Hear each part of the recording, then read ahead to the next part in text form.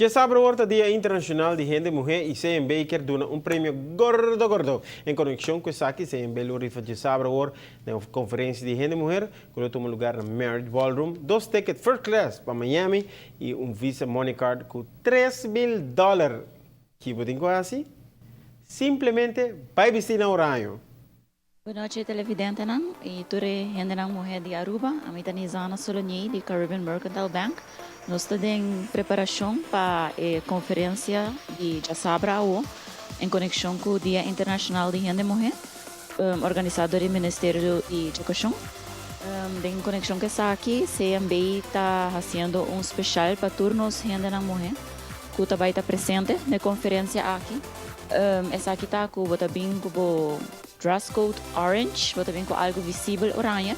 E esta dava a oportunidade de ganhar 2 first class tickets para Miami e um shopping spree de $3,000. Me quero que o tour de mulher está gosta shop, que essa aqui é uma oportunidade perfeita. E para o tour de mulher de Aruba e foco não há uma chance para registrar, visita facebook.com/cmbnews, like nos page e pré-registrar para ganhar dia 10 pampering packages na Mandara Spa. No nome de Caribbean Mercantile Bank NV, me quero desejar a tour ser feminino na Aruba um feliz Dia Internacional de Gente Mulher e nós todos já sabemos no seminário.